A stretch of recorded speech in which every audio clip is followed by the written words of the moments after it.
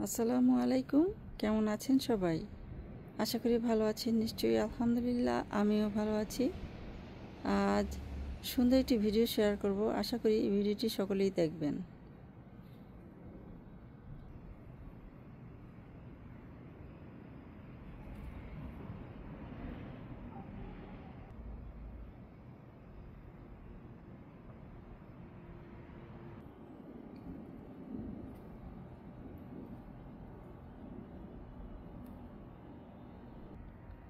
দর্শকবৃন্দ, এই যে দেখতে পাচ্ছেন বাগান থেকে তোলা কচু শাক।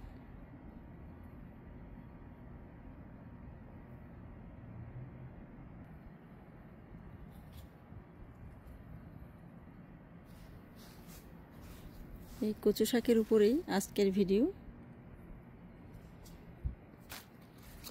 যে কত সুন্দর কচু শাকগুলো।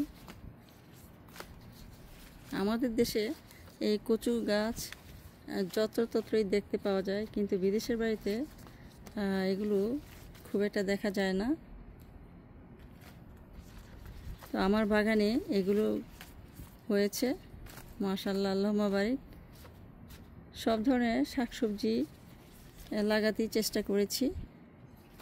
তো বাজার থেকে এই কচুরমুখী কিনে এনেছিলাম তরকারি খাওয়ার জন্য।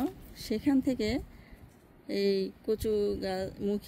কচুরমুখীতে গাছ হয়েছে, সেই গাছগুলো বাগানে রোপণ করেছিলাম। এছাড়াও আমার বোনের বাসা থেকেও কিছু কচু গাছ দিয়েছিল, সেগুলো থেকেও কিন্তু কচু হয়েছে। তো নিজের বাগানে লাগানো যে কোনো শাকসবজি খাওয়ার আনন্দই আলাদা। সেটা যত কমই হোক, এতে কোনো কিছু আসলে হয় না। অল্প হলেও তারপর তো নিজের হাতে লাগানো সবজি, এতে অনেক আনন্দ আছে। খুবই সুন্দর এগুলো। অনেক দিন পর এই কচু শাকগুলো আমি আমার বাগান থেকে তুলেছি। আর এই কচু শাক কিন্তু মানবদেহের জন্য খুবই গুরুত্বপূর্ণ। এগুলো আয়রন সমৃদ্ধ কচু শাক, স্বাস্থ্যের জন্য খুবই ভালো,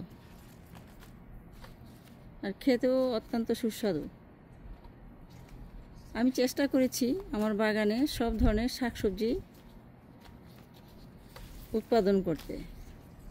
এখনও চেষ্টা করছি, যে কোনো গাছ দেখলেই আমি আমার বাগানে রোপণ করি। তো যাই হোক, আলহামদুলিল্লাহ, কম হোক বেশি হোক, তারপরে তো নিজের হাতে লাগানো সবজি, এতেই বা কম কিসে।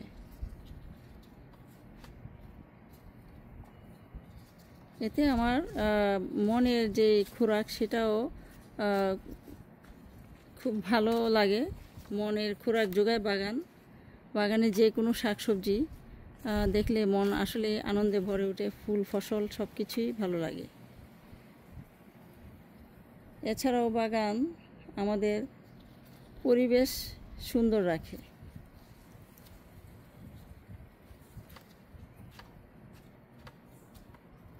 আমি বলবো সবাইকেই, যে যাদের যতটুকু জায়গা আছে, ছাদ, বারান্দা অথবা অল্প পরিসরের জায়গা, সবাইকে অনুরোধ করব, রিকোয়েস্ট করব, আপনারা বাগান করেন। বাগান আমাদের মনকে অনেক প্রফুল্ল রাখে। বাগান থেকে আমরা শাকসবজি পেয়ে থাকি, আর এছাড়াও মনের যে আনন্দ, সেটাও বাগান থেকে আমরা পেয়ে থাকি, উপভোগ করি। বাগান দেখে, বাগানের শাকসবজি দেখলে খুব ভালো লাগে। এছাড়াও এই যে আমাদের অক্সিজেন সরবরাহ করে বাগান, সর্বক্ষেত্রে বাগানের গুরুত্ব অপরিসীম।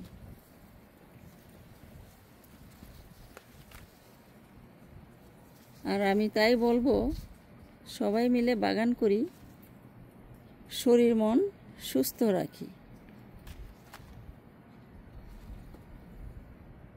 দর্শকবৃন্দ, ভিডিওটি কেমন হয়েছে সুন্দর একটি কমেন্ট করে জানাবেন।